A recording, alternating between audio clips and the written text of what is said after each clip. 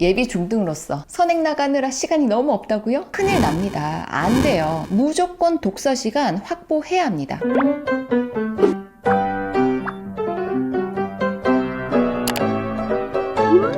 안녕하세요. 어디든 학교의 하유정입니다. 대한민국 제도권 교육의 12년 동안 아이들이 꼭 넘어야 하는 3개의 허들이 있는데요. 그 첫 번째 허들은 바로 유치원에서 초등 입학하는 7세 시기, 두 번째 허들은 초등 6학년에서 중학교 1학년 올라가기 직전의 겨울방학, 세 번째 허들은 중3에서 고1 올라가는 바로 그 시기의 겨울방학이죠. 이 허들을 잘 넘지 못하면 바뀐 학교급에 적응은커녕 낙오되기 십상이죠. 자, 이 첫 번째 허들은 제가 기간을 꽤 길게 잡았어요. 7세 1년간요. 이때 아이들은 학습이든 생활 습관이든 또는 공부 정서든 길게 보셔야 돼요. 매일매일 아이 몸에 스미도록 그렇게 도와주실 시기가 바로 이 7세 시기입니다. 자, 그러면 초등 6학년 아이들이 중1이 되는 그 직전, 그리고 중3에서 고1이 되는 바로 그 직전 있죠. 이 두 번째, 세 번째 허들은요, 딱 방학 기간만 잡는다면 우리 아이들에게 주어지는 시간이 고작 2달, 아니 명절에 연말연시 연휴들, 그리고 방학맞이 가족여행까지 갖고 나면 한 달 조금 넘는 기간이 우리 아이에게 주어지게 됩니다. 자, 물리적인 시간 굉장히 적습니다. 안 돼요. 자, 학교급을 뛰어넘어야 되는 그 시기인데 아이들이 그 내공을 쌓기 굉장히 적은 시간이거든요. 그래서 겨울방학이 시작될 때까지 기다렸다가 그때부터 뭔가 하겠다, 이거보다는 지금 당장 실천해야 할 것들, 특히 오늘 이 영상은 초등 6학년 예비 중1이죠. 이 아이들이 지금부터 실천해야 할 것을 5가지로 정리해서 알려드릴게요. 자, 첫째, 중학교 배치고사 올백 도전하기. 지역과 학교에 따라서 입학 전후에 배치고사 또는 진단고사를 치르는 학교들이 꽤 많아요. 이 시험에서 100점을 받겠다는 당찬 목표를 세워보세요. 목표가 너무 높다고요? 아니요, 할 수 있어요. 6학년 한 해 동안 배운 내용을 총복습을 해놓는다면 충분히 이룰 수 있는 목표예요. 아니, 방학이 짧은데 1년 동안 배운 내용을 어떻게 총복습을 하냐고요? 국수사과형 각 교과서를 딱 3번, 욕심부리면 5번, 무조건 정도 가세요. 배치고사는요, 진단고사 수준이기 때문에 그렇게 어렵지 않습니다. 배운 책으로 다시 복습하는 건요, 굉장히 빠른 속도로 할 수 있어요. 교과서로 빠르게 복습하는 법은 다른 영상에서 알려드리도록 할게요. 아참, 교과서를 버리면 될까요? 아니, 복습해야 되는데 버리면 안 되겠죠. 굉장히 친절하게도 학교로 헌 교과서를 수거하는 트럭이 오죠. 그러면 아이들이 거기다가 던져버리거든요. 그런 치명적인 실수는 금지. 복습용 교재로는 뭐가 제일 좋다? 내가 보던 교과서가 제일이다. 자, 이걸 꼭 기억하시고 중학교 배치고사 올백 받으세요. 공부 자존감 최상위권으로 올라갈 수 있을 거예요. 자, 둘째, 중학교 공부 맛보기. 중학교에서 어떤 것을 배우는지 꼭 미리 살펴보세요. 그리고 이제 곧 중학교 배정 마무리가 되죠. 본인이 어느 중학교에 가게 되는지 다 알게 될 겁니다. 곧. 그리고 교과서도 미리 받아올 거예요. 자, 교과서로 보든 내가 다니게 될 중학교의 교과서 목록을 보고 그 해당 출판사에서 나오는 문제집을 미리 사서 봐도 되겠죠. 어쨌든 여러 가지 방법으로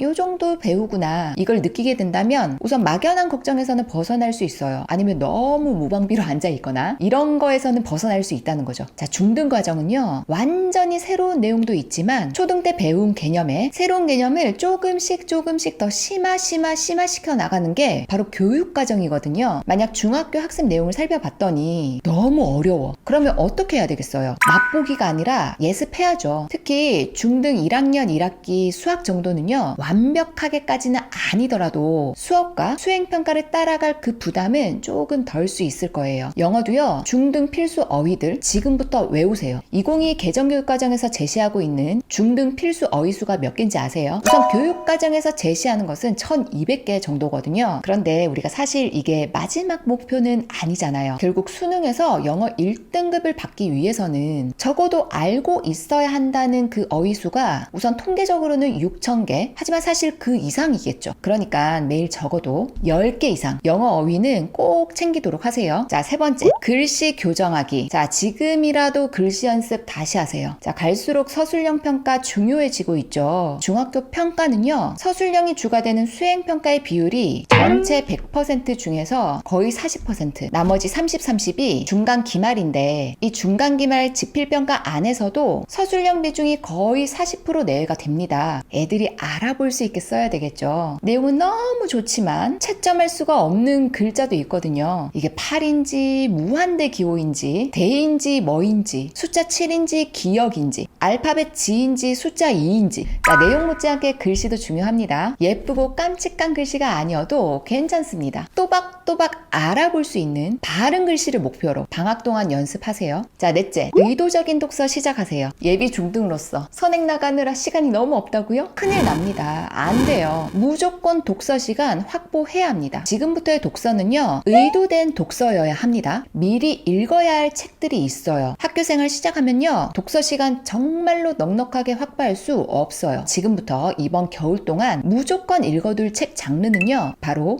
현대문학입니다. 현대문학은요, 넓게 보면 개화기 이후부터의 문학인데요. 특히 예비 중1 아이들은 일제강점기 시기의 김동인 현진건 영상서, 약간 더 이후에 나온 최단식 김유정 이유서, 다 소설이에요. 더 이후에 나온 조세희 다간서 등등등.